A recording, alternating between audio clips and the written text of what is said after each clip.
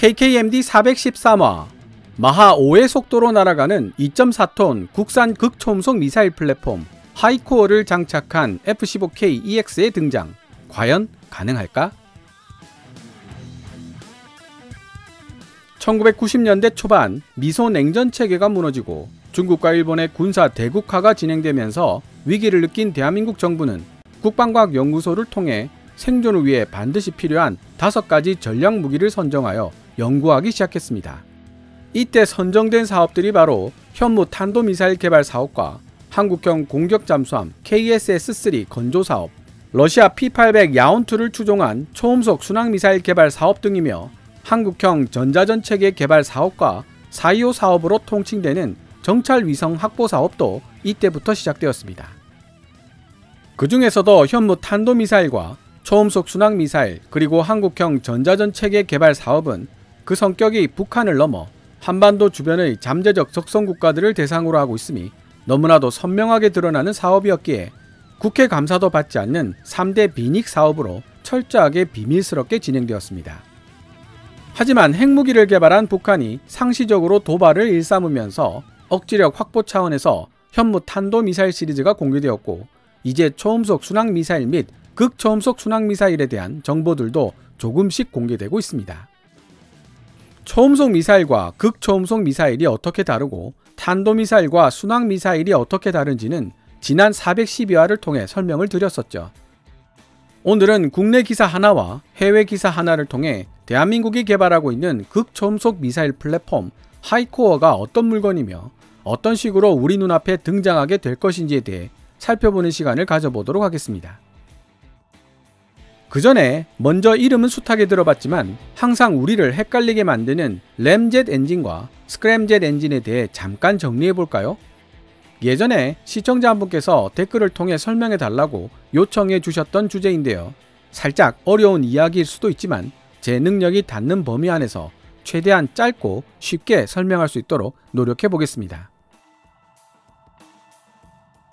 화면 상단에 보이는 A가 바로 터보젯 엔진입니다. 현재 전투기와 순항미사일 등에 널리 사용되고 있는 터보젯 엔진은 공기 흡입구에 터빈 블레이드를 여러 개 설치하여 외부 공기를 압축시키고 여기에 연료를 섞어 연소시킴으로써 추진력을 얻습니다. 하지만 비행체의 속도가 마하 2.5를 넘어서게 되면 공기를 압축시키기 위해 회전하며 돌아가는 터빈 블레이드 자체가 오히려 방해물로 작용하게 됩니다. 이때 터빈 블레이드를 없애고 대신 원뿔 형태로 생긴 마하콘을 사용해 공기를 압축하고 여기에 연료를 분사해 연소를 수행하는 엔진이 램젯입니다. B로 표시된 그림의 엔진이죠. 램젯 엔진이 제대로 작동을 하기 위해서는 유입되는 공기의 속도가 반드시 마하 1 이상이어야 한다는 전제 조건이 있다는 점도 기억하시면 좋고요. 램젯 그림을 자세히 보면 공기 흡입구와 마하콘이 만나는 부분에 파란색 영역으로 표시된 잘록한 부분이 있는데요. 이 부분에서 압축된 공기는 초음속에서 아음속으로 감속이 됩니다. 마지막 C 그림으로 표시된 것이 스크램젯 엔진인데요. 마하콘의 생김새가 램젯과는 확연하게 차이가 납니다. 그림의 파란색 영역에 잘록해지는 부분이 없어 공기가 좀 더 유연하게 흘러 들어올 수 있도록 생겼다는 사실을 알 수 있는데요. 스크램젯 엔진은 램젯 엔진과는 달리 초음속으로 유입된 공기를 아음속으로 감속시키지 않고 연소를 진행합니다. 초음속으로 압축된 공기를 이용하여 추진력을 얻기 때문에 가장 강력한 힘을 발생시킬 수 있죠. 스크램젯이란 이름 자체가 초음속 연소 램젯, Supersonic Combustion 램젯의 약칭입니다. 즉, 마하 3, 4 정도의 속도를 지속적으로 내기 위해서는 터빈 블레이드를 배제하고 그 대신 마하콘을 사용하여 공기를 압축하여 사용하는 램젯이 필요하지만 마하 5 이상의 극초음속을 내기 위해서는 초음속으로 유입되는 공기를 그 속도 그대로 활용할 수 있는 스크램젯 엔진이 필요하다는 뜻입니다. 412화에서도 설명드렸듯이 마하 5 이상 속도를 내는 극초음속 미사일의 경우 공기가 압축되어 가열되는 공력 가열 현상으로 인해 온도가 섭씨 1000도 이상 올라갈 수 있습니다. 때문에 이런 공력 가열을 견딜 수 있는 소재를 개발할 수 있는 재료공학의 발달 여부가 극초음속 미사일 개발에 있어서 중요한 요소가 될 수밖에 없는데요.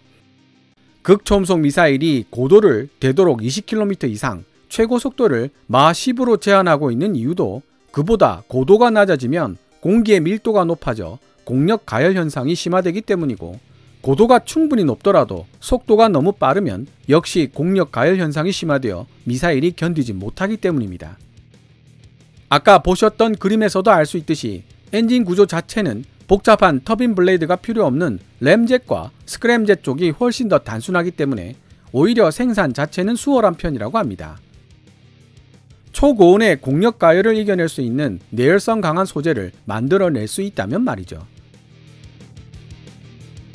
대한민국은 2004년 경제위기로 휘청거리고 있던 러시아 MPO 마시노 스트로예니아사로부터 P-800 야온트 초음속 미사일에 사용되고 있던 램젯 기반 기술을 천재 1후로 도입할 수 있었습니다. 지금이라면 도입 자체가 불가능할 정도로 중요한 핵심 기술이었지만 당시 러시아 정부의 영향력이 제대로 발휘되지 못했던 시대 상황 덕분에 상대적으로 저렴한 비용을 지불하고 기술을 확보할 수 있었습니다. 국방과학연구소는 이렇게 입수한 러시아 기술을 바탕으로 마하 3의 속도를 낼 수 있는 야온트급 초음속 순항미사일 개발을 완료할 수 있었고, 현재 마하 5 이상의 속도를 낼 수 있는 극초음속 플랫폼 하이코어를 개발하고 있는 중입니다. 올해 2022년과 내년 2023년 중에 2번의 테스트 비행이 있을 것이라고 국방과학연구소는 밝혔는데요. 하이코어 테스트 비행이 성공한다면 대한민국은 극초음속 미사일 개발 완료까지 절반의 성공을 거둔 셈이 됩니다. 제가 절반의 성공이라고 이야기한 이유는 하이코어가 극초음속 비행체 연구를 위해 만들어진 테스트 플랫폼이기 때문입니다. 극초음속 순항미사일을 실전 무기로 개발하여 배치하기 위해서는 소형화나 경량화 같은 별도의 과정이 따로 필요합니다. 현재 알려지고 있는 극초음속 비행체 하이코어의 제원은 총 길이 8.7m에 2.4톤의 무게를 지니고 있으며 스크램젯 엔진으로 구동되며 20km 고도에서 마하 5 이상의 속도로 비행할 수 있습니다. 이와는 달리 러시아 P-800 야온트 초음속 미사일을 추종하여 만들어진 한국형 초음속 미사일은 KSS-3 공격 잠수함에 탑재될 잠대함 버전과 KF-21 보라매에 장착될 공대함 버전으로 만들어질 예정입니다.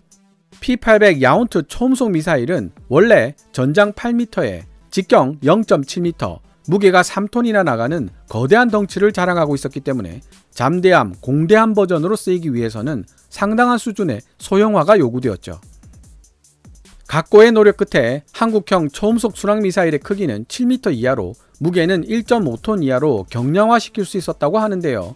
초음속 순항미사일은 극비 사업인 탓에 상세한 성능과 스펙이 공개되지 않고 있으며 흩어져 있는 단편적 자료들을 바탕으로 추정치만이 회자되고 있습니다. 관계 엔지니어들은 당시만 해도 초음속 미사일 체계의 복잡성을 잘 몰랐기 때문에 사업을 시작할 수 있었다고 회고하고 있는데요. 이 정도로 힘들고 어려운 작업이 될 줄 미리 알았다면 아마 엄두조차 내지 못했을 것이라는 뜻이겠죠.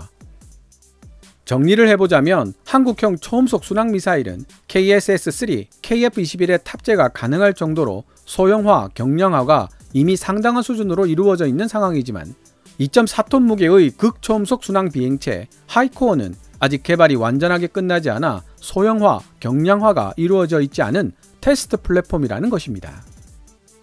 지금까지 말씀드린 내용을 바탕으로 국내 기사 하나와 해외 기사 하나를 살펴보겠습니다. 시간 관계상 이 기사들에서 필요한 부분만 발췌해서 살펴볼 생각입니다. 먼저 아시아경제신문이 2022년 1월 13일 보도한 기사입니다. 북한이 최대 속도 마하 10의 극초음속 미사일 개발에 성공했다고 주장하면서 남북 간 군사력 불균형 문제가 떠올랐다. 우리 군도 이에 맞서 극초음속 미사일 개발에 속도를 내고 있다 라고 보도하고 있습니다. 412화에서도 설명드렸지만 북한의 화성 8형은 중국 둥펑 17과 같은 부스트 글라이더 방식의 극초음속 탄도미사일입니다. 탄도미사일이기 때문에 일단 대기권 밖으로 벗어나야 하며 고도 50km 정도에서 충격파를 이용한 상하 운동을 하면서 글라이드 비행을 하게 됩니다. 하지만 화성 8형은 고도 30km 정도에서 마하 2.5 정도 속력으로 비행하는 데 그쳤습니다. 이 정도를 극초음속이라고 부르기에는 상당한 무리가 있으며 순항미사일도 아닌 탄도미사일이기 때문에 비행 궤도도 상대적으로 단조로운 편입니다.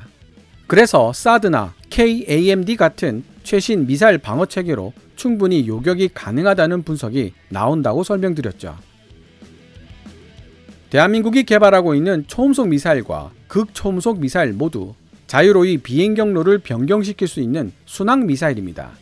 현무4 탄도미사일을 응용하여 극초음속 부스트 글라이드 탄도미사일을 만들고 있다는 소문은 있지만 극비 사업인 만큼 확인된 적은 없고요. 위협도 측면에서는 최소 마하 5 이상의 속도를 낼 수 있으며 순항 비행을 하는 대한민국 하이코어가 몇 배 더 무서운 위력을 가지고 있습니다.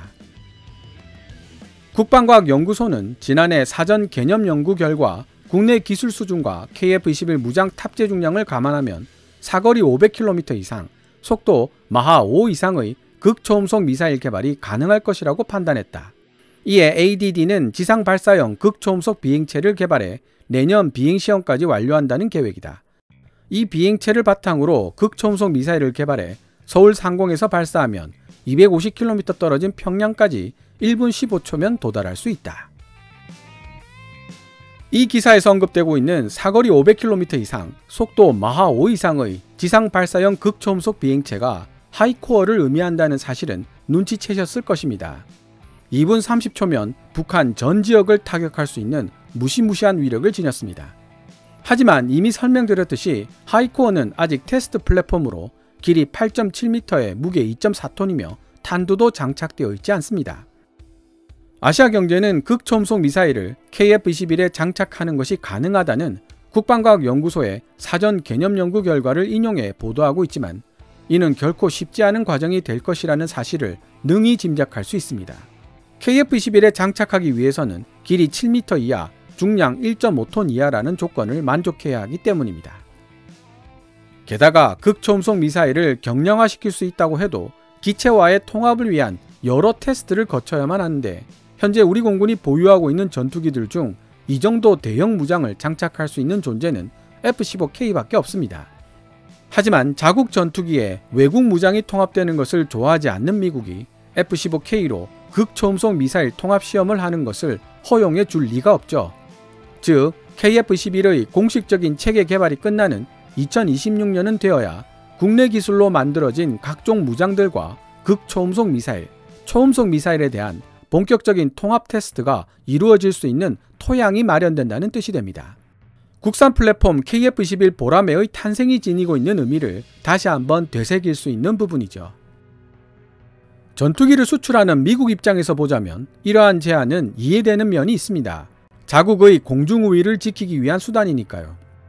KF-21을 수출해야 하는 우리 입장에서도 KF-21을 도입한 나라들이 아무런 제한 없이 KF-21을 뜯어보고 개조한다든지 KF-21을 테스트베드로 사용하여 우리가 알지도 못하는 무기들을 개발하겠다고 하면 허용해주기 어려울 것입니다.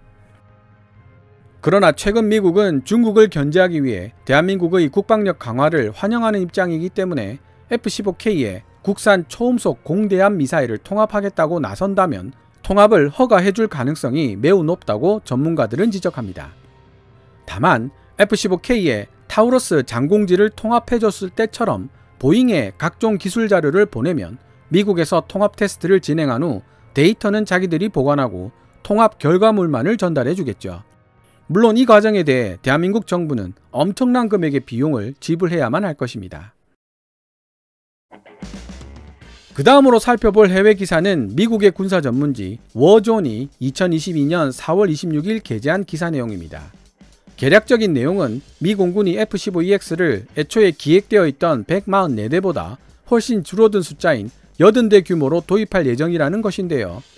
미 공군은 F-15CD를 F-15EX 이글2와 1대1로 교체하려던 기존의 계획을 수정하여 F-15E를 우선적으로 F-15EX 이글2 사양으로 개량하여 특별한 임무를 수행하는 별도의 전력으로 운용한다는 구상을 보여주고 있습니다.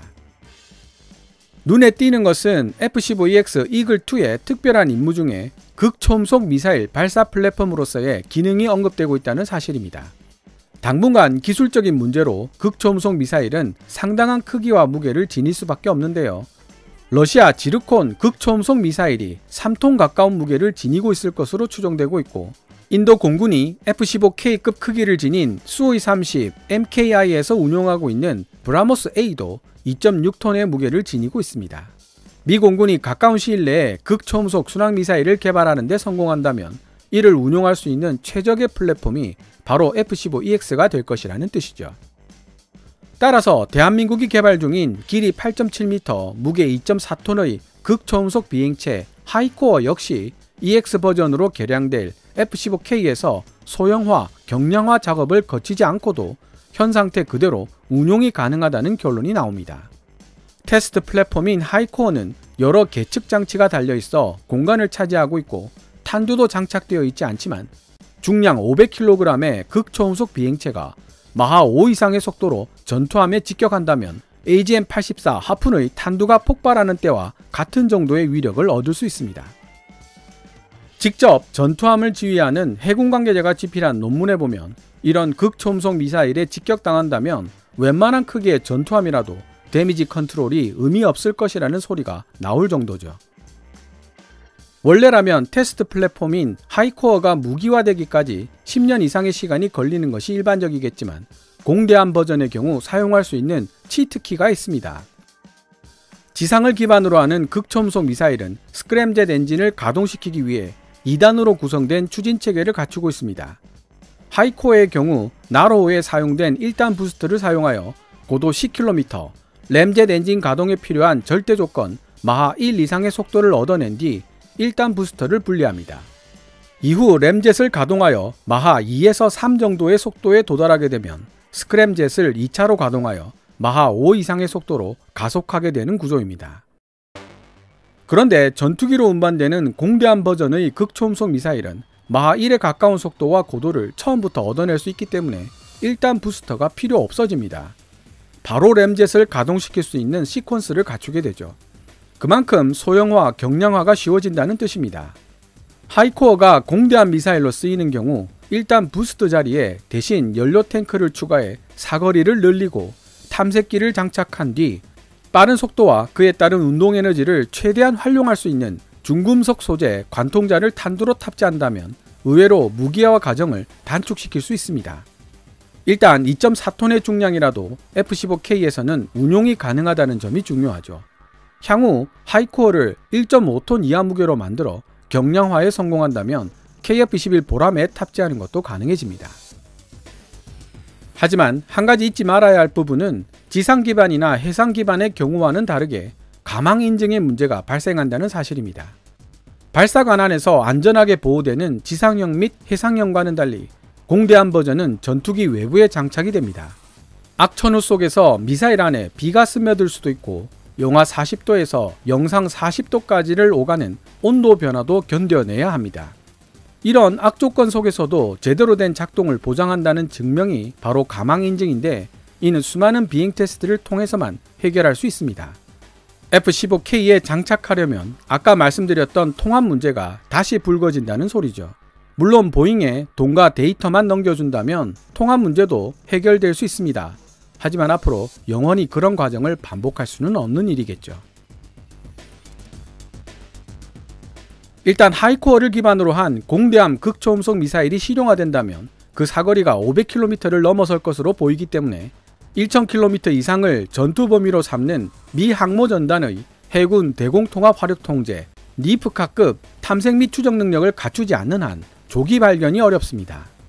발견하더라도 마하 5 이상의 빠른 속도로 움직이기 때문에 마하 3.5의 속도와 데이터 링크 및 능동 유도 방식을 갖춘 SM-6 정도라야 요격 기회를 얻을 수 있을 것으로 보입니다. 현존하는 단거리 대공 미사일들 중에는 마하 5 이상의 표적에 대응할 수 있는 것은 없으며 근접 방어 시스템 시위즈 역시 충돌 코스를 바꿀 수 없어 역부족일 것으로 추정되고 있습니다. 현재 극초음속 공대함 미사일에 대한 그나마 유효한 방어책은 되도록 멀리서 발사 플랫폼인 전투기 자체를 타격하거나 최대한 멀리서 탐지하여 SM-6를 이용한 초수평선 타격을 시도하는 것으로 보입니다. 그래서 미 공군은 해군 대공통합 화력통제 니프카에 스텔스 전투기 F-35B와 F-35C를 참여시켜 그 범위를 1500km에서 1800km까지 확장시키려는 노력을 기울이고 있습니다. 무인급유기 MQ-25 스팅레이의 등장도 여기에 한몫을 하게 될 것이고요. 오늘 KKMD에서 준비한 내용은 여기까지입니다. KKMD는 여러분들께서 챙겨봐 주시는 광고 수익으로 운용되고 있습니다. 앞으로도 계속 양질의 컨텐츠를 만들며 장수하는 KKMD가 될 수 있도록 도움 부탁드리겠습니다. 또한 후원 멤버로 가입해 주시면 영상 제작 지원과 더불어 업로드된 영상을 더 일찍 만나보실 수 있습니다. 지금까지 시청해 주셔서 감사합니다. 케빈즈 밀리터리 채널 KKMD